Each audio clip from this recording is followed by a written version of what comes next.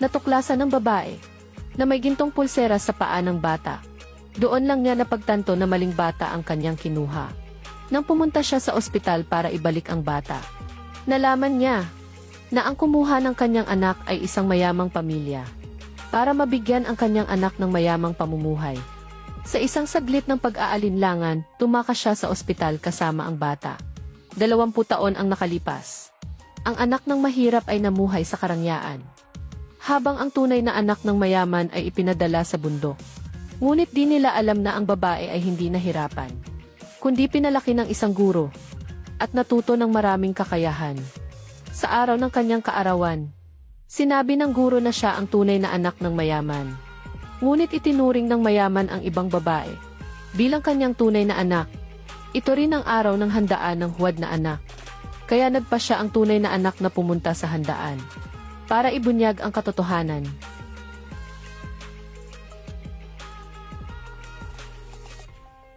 Paano ka nangangahas pumasok sa kaarawan ng binibini? Hindi ako isang pulubi. Ako si Liu Piao-Piao. Nandito ako para hanapin ang aking ama.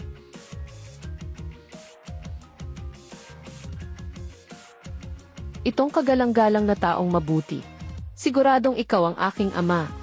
Pakibayaran ang 20 taong sobrang pera ko. Salamat, ama.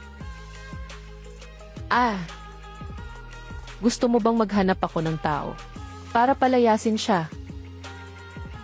Ngayon ay kaarawan ng ate mo. Bukod pa roon, maraming kilalang pamilya dito. Ang pagpapahiya sa isang pulubi, hindi ito ang paraan ng pamilya Liu. Ganito na lang. Bigyan lang siya ng pagkain at tapos na. CJ, kumain ka na.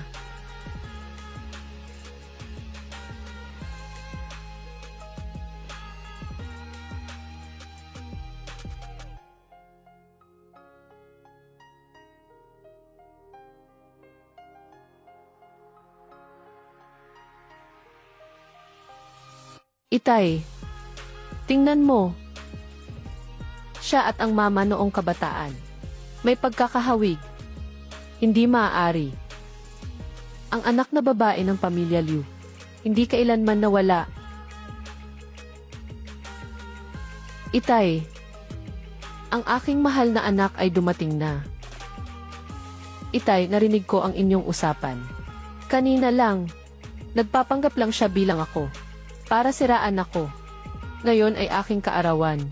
Bakit mo siya pinapayagan na umupo sa ating mesa?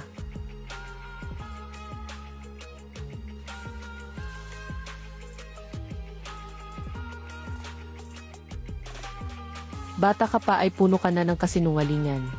Ngayon ako ay lilinisin ang iyong bibig.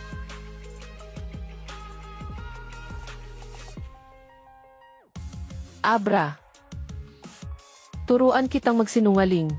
Mangangahas ka pa ba?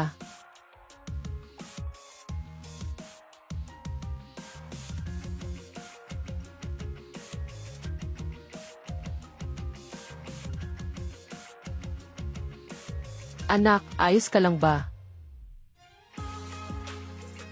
Ikaw na maliit, ano ang ginawa mo sa aking anak? Hindi nakamamatay ang iksir ng katotohanan. Ginagamot nito ang sakit na pagsisinungaling.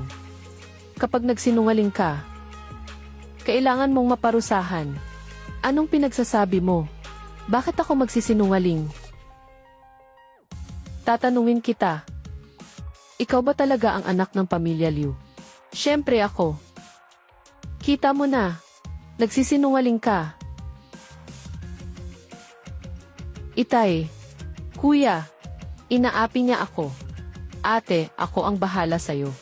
Nangangahas kang saktan ang aking anak. Huwag mong sisihin ang pamilya Liu sa kawalan ng paggalang sa bisita. Ihatid ang bisita palabas. Palayasin ninyo ako dahil sa kanya. Maganda ang aming intensyon. Binigyan ka namin ng pagkain. Di namin akalain na ikaw ay mananakit. At nag-aangkin pa. Gustong kunin ang lugar ng aking ate. Parang magsasaka at ahas. Pamilya ng mga hangal. Talaga bang minana sa pamilya?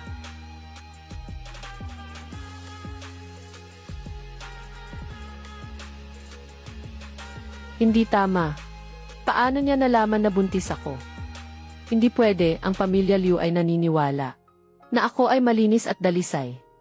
Kung malalaman nila na ako ay pakawala, tapos na ako. Kailangan kong ipalaglag ang sanggol. Teka lang. Pinapayuhan kitang huwag isiping ipalaglag ang sanggol. Sa iyong sinapupunan ay mayroon ng 2,357 siyam na buhay. 9 na beses ka nang nagpalaglag. Napakabigat na kasalanan. Sa susunod na buhay, isang baboy ka. Paano niya nalaman na 9 na beses na akong nagpalaglag? Hindi pwede, hindi dapat siyang magsalita pa. Liu Piao, huwag mong isipin na dahil Liu ang apelyido mo, pwede mong pagsamantalahan ang aming pamilya. Mabuti. Kung hindi ko sasabihin, hindi pa rin ba niya ginawa? Ano bang pinagsasabi mo? Lagi akong nagpapakatino. Ikaw, walang magulang na nagpalaki sa'yo. Natuto ka ng mga masasamang bagay sa labas. Ngayon ay gusto mong dungisan ang aking kalinisan. Tama na, sinasabi ko sa'yo. Hindi ka welcome sa pamilya Liu, umalis ka na. Itay. Nasasaktan ang aking anak. Huwag mag-alala, ibibigay ko ang katarungan. Halika.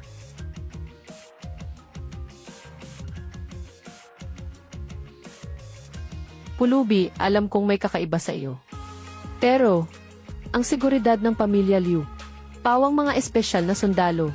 Tingnan natin ang gagawin mo. Ganyan lang.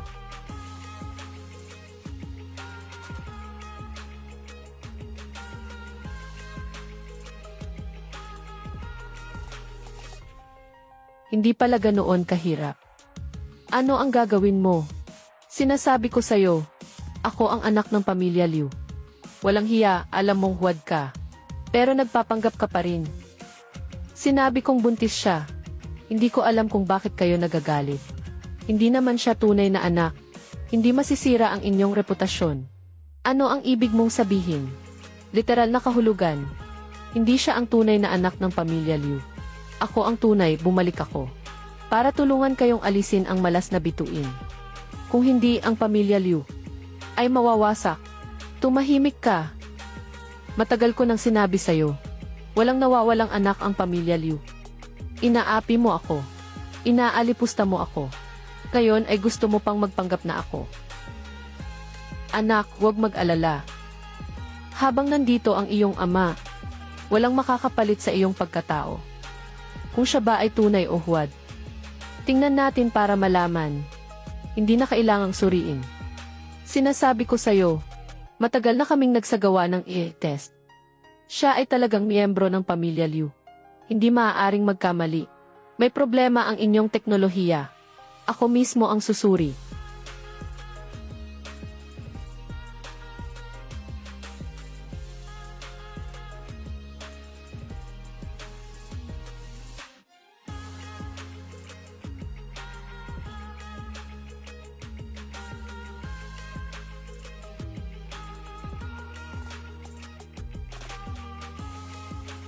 Lolo.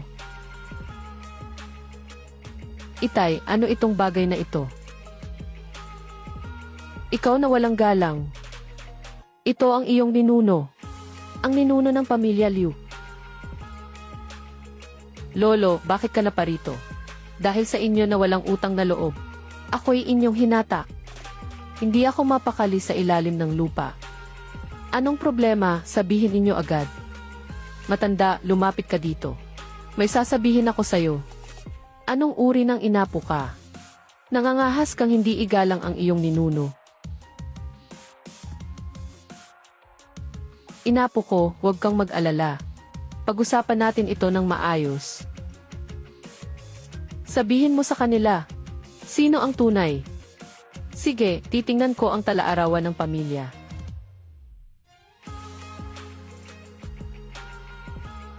Sa talaarawan ng pamilya Liu. Ikaw. Hindi ikaw.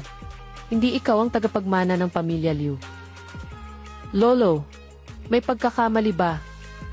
Nakita ko si Zian noong pinanganak siya. Walang hiya. Hindi kayo nagkamali. Ako ba ang nagkakamali? Ang batang ito ay puno ng malas. Siguro marami siyang ginawang masama.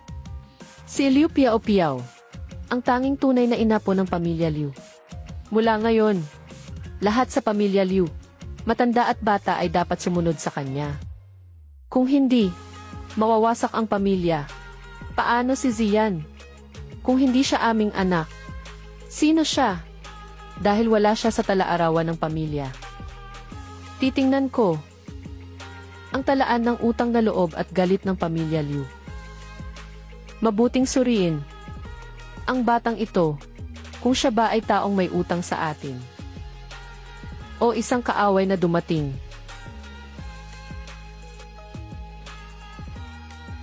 Ano ang tunay na pagkakakilanlan ng batang ito ay? Naku, hindi na sapat ang bakasyon mula sa Diyos ng kamatayan. Ninuno, ano nga ba siya? Sabihin mo agad, dapat kayong mag-ingat.